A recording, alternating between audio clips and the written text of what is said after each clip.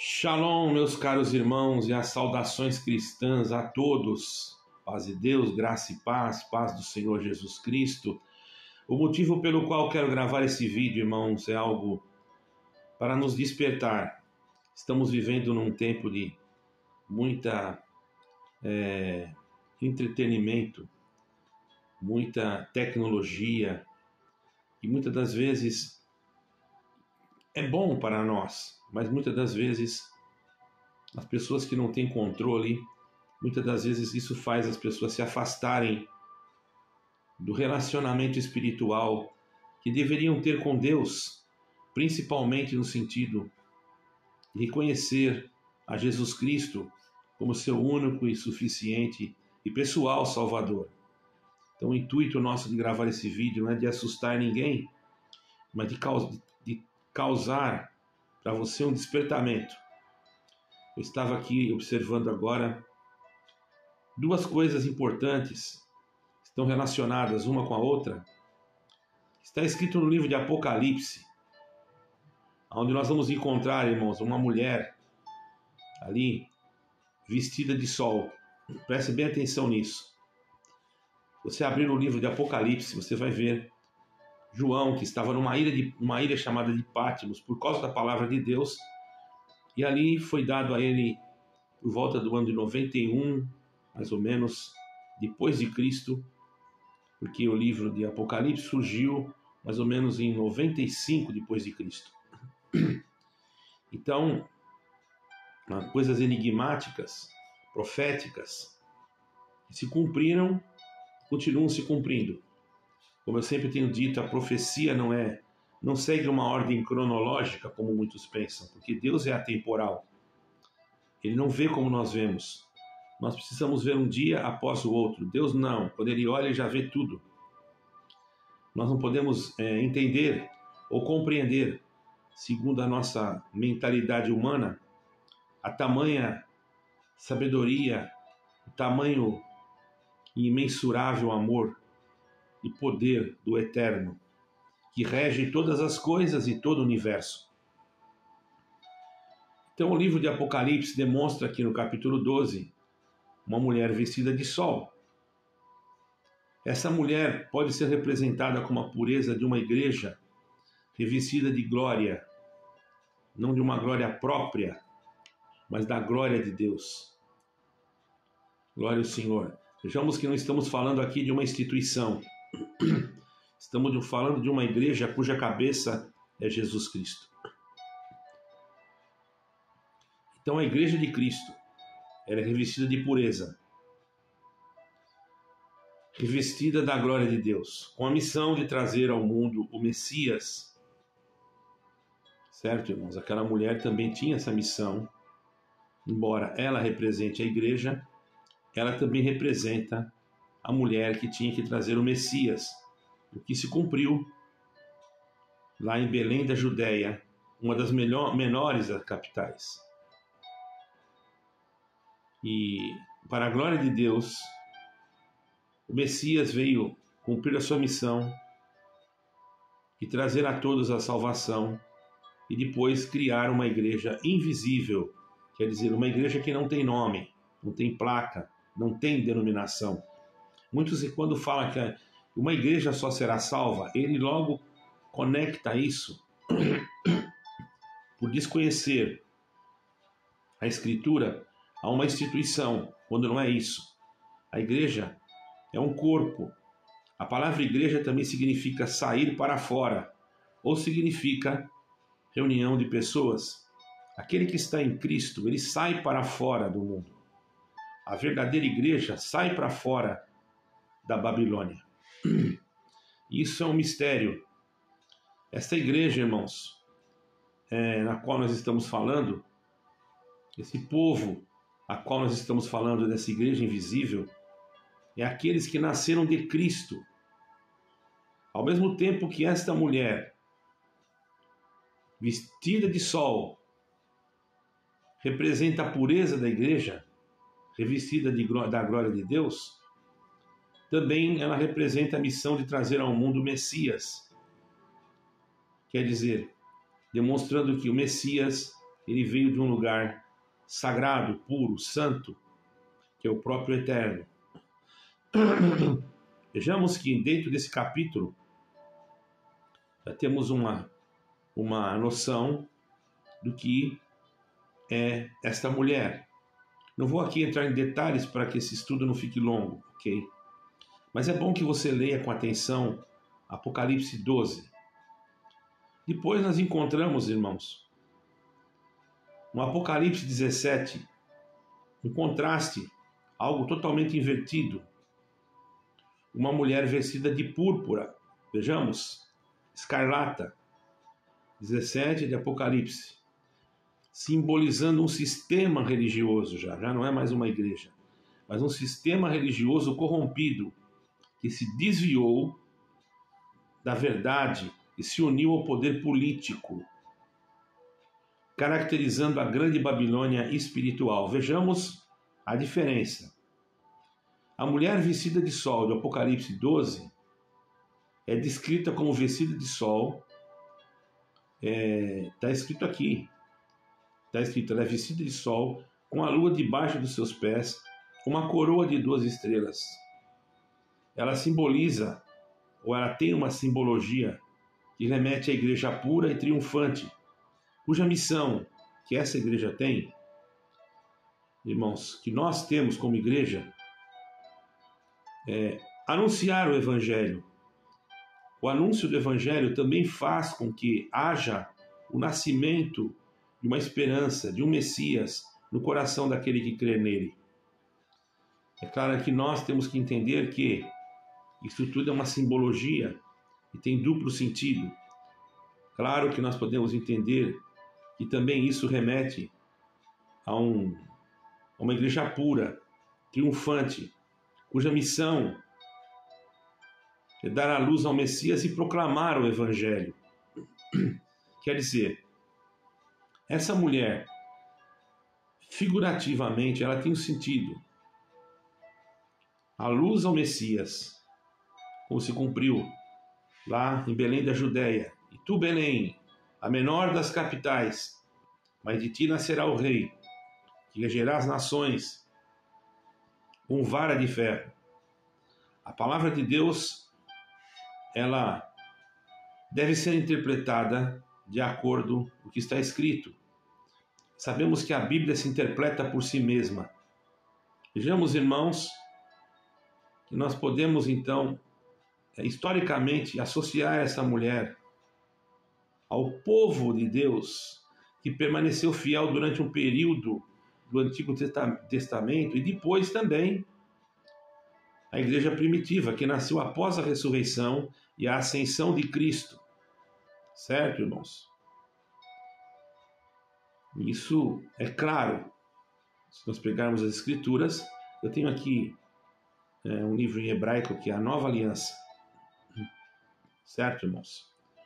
Eu poderia traduzir alguma coisa e ler ali, mas é a mesma coisa. Está aqui comigo o livro, aqui do meu lado.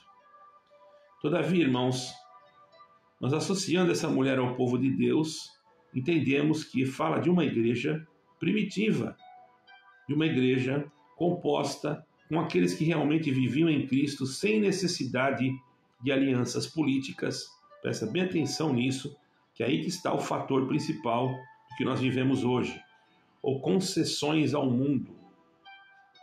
A mulher vestida de escarlata, em contrapartida, no capítulo 17 de Apocalipse, por outro lado, a mulher de Apocalipse 17 é descrita como adornada de ouro. Estamos vendo aqui o que está escrito para poder passar para os irmãos, ok? Ouro, pedras preciosas e, enfim, um cálice de abominações e impurezas, de prostituição. Ela representa o quê? Já não é uma igreja pura, mas já é um sistema religioso. Veja como houve uma conversão, ou uma discordância daquilo que era puro para depois algo que não era mais puro. Presta bem atenção. Aí que está o perigo, irmãos. Esse sistema religioso corrompido que se afastou da pureza original se tornou cúmplice dos poderes mundanos. Historicamente, esse símbolo pode ser associado à fusão entre a igreja e o poder político, poder da época também do Império Romano. Não pense você que parou por ali. Especialmente quando surgiu Constantino, no século IV. Quando Constantino declarou o cristianismo, que na verdade já não era o mesmo cristianismo, como religião oficial do Império, houve uma transformação profunda na igreja invisível. Já não era a mesma. Já não era aquela igreja pura. Não estou aqui sendo intolerante. Estou contando fatos históricos. Quero que todos entendam. Não existe aqui nada de intolerância contra a igreja nenhuma. Nós apenas estamos passando aqui informações históricas que você pode encontrar em qualquer livro histórico, em qualquer biblioteca. O que eu estou falando não é nada para causar nenhum espanto e nem tampouco descredibilizar a fé de ninguém.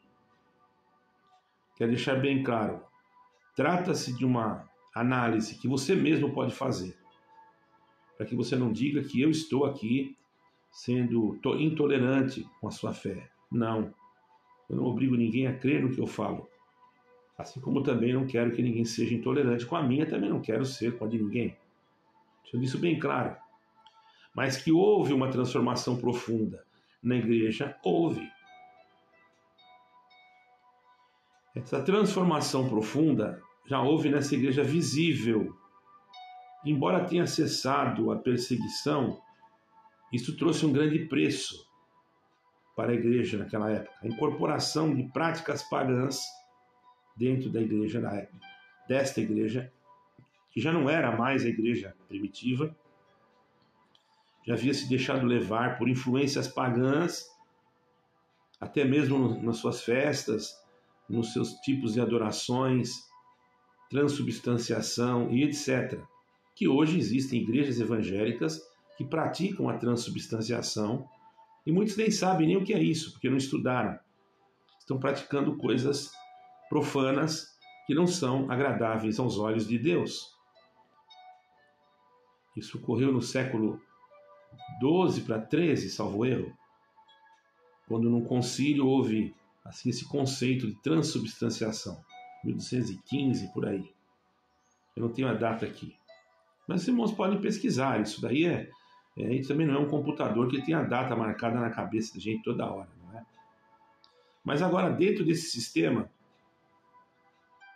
aquela igreja que antes era perseguida tornou-se uma igreja política, perdeu a sua identidade espiritual e deu origem a um sistema religioso conhecido como Babilônia, descrito em Apocalipse 17, certo?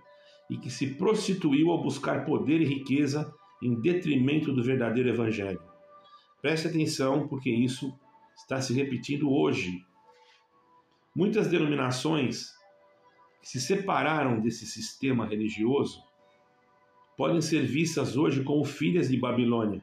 É lógico que muitas ainda estão tentando preservar uma origem, mas praticamente, não estou aqui generalizando, mas para que ninguém diga que eu sou intolerante, mas praticamente quase que todas ainda continuam ligadas a um cordão umbilical, consciente ou inconsciente, no sistema religioso da Babilônia, não querendo dizer que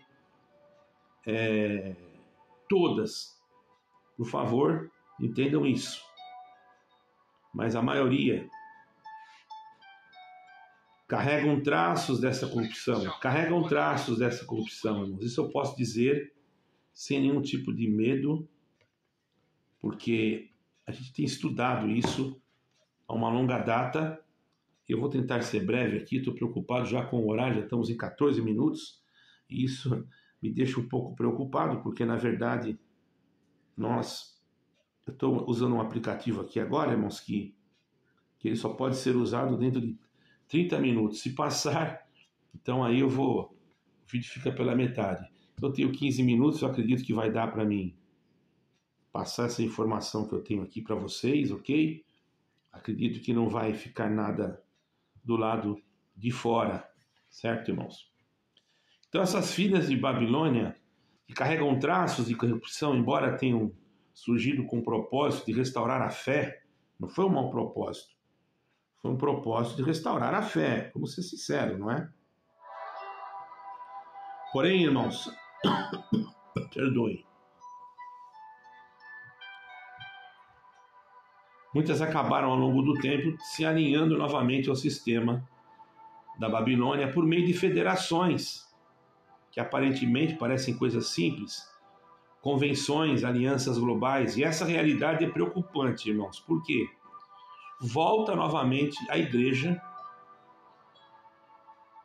física, a igreja instituição, se alinhar com federações e com instituições, ligando-as novamente ao consenso da liderança da religião global, ou seja, da nova religião global da Babilônia. Independente de conceitos, de dogmas e de liturgias, porque Satanás não se preocupa com isso, ele quer que você se alinhe com ele, independente, mesmo que se pareça santo, mas que se alinhe com ele.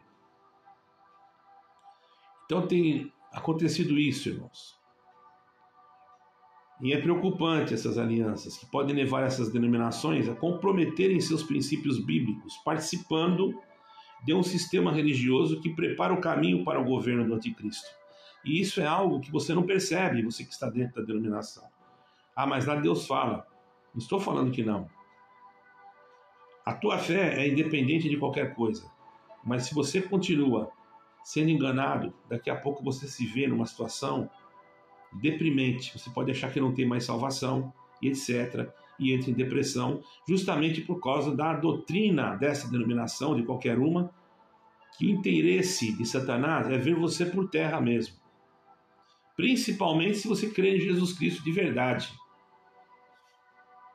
Então, irmãos, a igreja tomando essas dimensões vai tirar elas, irmãos, do verdadeiro conceito de espiritualidade, influenciando-a a um tipo de uma globalização que poderá tomar decisões que vão comprometer a pureza doutrinária da igreja. E depois incluir concessões que desviam da palavra de Deus, levando ao controle de ações por parte do sistema religioso global descrito como Babilônia. É o que está acontecendo. Hoje vivemos em um contexto, irmão, que o sistema religioso global, presta bem atenção, tá? Está cada vez mais alinhado com a agenda política e econômica mundial. E esta é a realidade, você crendo ou não. Certo, irmãos? Onde cada denominação oferece uma versão própria de salvação, distorcendo a verdade do Evangelho. Cada uma tem a sua formalidade, a sua doutrina, o seu credo, e oferece uma diferença de salvação, sendo que a salvação é Jesus Cristo. E cada uma delas querem ser o caminho, sendo que o caminho é Jesus Cristo. Satanás, então, está cumprindo realmente a sua agenda global dentro das denominações e muitos não estão percebendo, porque isso é profundo. Segundo Tessalonicenses 2,3 diz que muitos cristãos vão acabar se desanimando diante desses escândalos e corrupções que nós estamos vendo, irmão. Certo? Vão acabar se... Por quê? Porque vão ver o quê? Esse cenário também vai refletir a profecia de Apocalipse 17,2, onde os reis da terra se prostituirão com ela. E os que habitam na terra se embriagarão com o vinho da sua prostituição. Líderes religiosos, políticos, ok? Se unem para estabelecer um sistema que promove uma falsa paz e se alinha com esse espírito. Uma falsa espiritualidade, preparando então o caminho para o anticristo. Apesar de toda essa corrupção, conforme lemos aqui em Apocalipse, há uma igreja invisível, composta por aqueles que permanecem fiéis a Cristo, não a sua instituição. Porque o plano de Satanás, qual é? É que você deixe de acreditar na Bíblia e acredite na sua instituição. O irmão está entendendo? Aí é o caminho que você tem que entender. Quando você começa a acreditar na sua instituição e começa a deixar a Bíblia de lado, você já está ocupando o espaço que o Satanás quer que você ocupe. Você já está indo contra Cristo. Quando você diz não pode estudar a Bíblia, você está indo contra Cristo. Quando você diz não é bom ficar lendo muito, às vezes você até manda ler, mas você não quer que estude. Você está indo contra Cristo. E tudo que vem contra Cristo é do anticristo. E isso é formado aonde? Dentro da mente das pessoas que estão ligadas a esses tipos de federações e convenções. Isso é claro, irmãos. Aí começam a aparecer desvios doutrinários, escândalos, porque o Espírito Santo vai embora. E muitos vão ter que servir a Deus em suas casas. Vão ser chamados desigrejados, que não existe essa palavra, certo? Como eu posso ser desigrejado se a minha igreja é Cristo? Cristo não me amputou dos seus membros. Desigrejado é aquele que se afasta, que se apostata da fé. A sua denominação pode estar apostatada da fé. Quando ela acredita em transubstanciação, certo? Ela já está apostatando. Isso é da igreja romana. Vai lá, enterra o pão, enterra o carne, porque é o corpo. Isso é transubstanciação. Ninguém nunca pregou isso nas Escrituras Sagradas. Você não vai encontrar em lugar nenhum isso. Pelo amor de Deus, irmãos.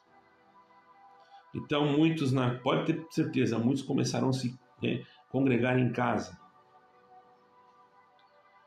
Infelizmente, infelizmente, porque gostaríamos de ter mais liberdade, porém, infelizmente, não estou dizendo que todas, mas eu não vou dizer que todas, mas eu vou dizer que a maioria.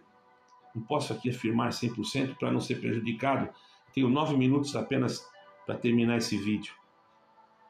É fundamental que nós que somos cristãos permanecemos vigilantes, firmes na fé e não deixando-nos enganar por sistemas religiosos, porque mesmo as igrejas que se dizem apolíticas, certo, irmãos?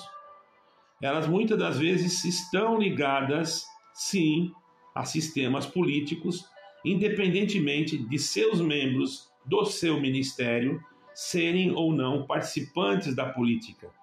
Porque isso vai dar, se ela está ligada numa federação ou numa convenção internacional, isso dá para ela direitos de transferência de dinheiros, de colocações diante de alguns... Tem regras que ela tem que cumprir. Por isso existem, sim, conversações interreligiosas e há também uma lei que você, se é um líder ou se você tem uma igreja que está nesse sistema, você pode sim pedir o sigilo para que o seu nome não apareça, para não causar nenhum problema doutrinário. E o que é isso? Esse sistema religioso global, econômica mundial, e esse sistema apresenta uma falsa ideia de uma unidade religiosa onde cada denominação está oferecendo uma versão para a salvação, distorcendo a verdade do evangelho, e isso cria então uma confusão espiritual que vai levar à apostasia. Certo? E nós entendemos essas coisas. E nesse cenário, então, o que vai acontecer? Vai refletir essa igreja que eu falei de 17 de Apocalipse. E isso vai fazer o quê? Vai promover uma falsa paz. Você continua pregando que só você que salva, só a sua denominação que salva, e o diabo vai rir da sua cara, porque nenhuma denominação salva ninguém. E quando você acordar, você pode já estar marcado ou biologicamente, de acordo com algumas coisas da biotecnologia, ou pode até ser de outra forma. Não posso entrar em detalhes. Mentalmente, porque você já está condicionado a acreditar que só você tem a salvação, esquecendo-se que Jesus Cristo é o caminho, a verdade e a vida. E quando você nega que a sua denominação, você coloca ela à frente de Cristo, você está colocando Cristo em segundo plano, e assim você está negando Jesus Cristo perante os homens e perante você mesmo. E muitas das vezes condena as outras pessoas porque pensam diferente. Aí começa, em determinados lugares, a gente tem que falar alguma coisa, acho que nós estamos falando ruim, e nós estamos falando a verdade.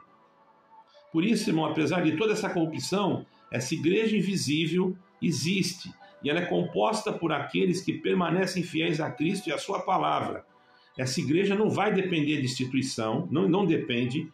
de instituição humana, de sistemas religiosos corruptos.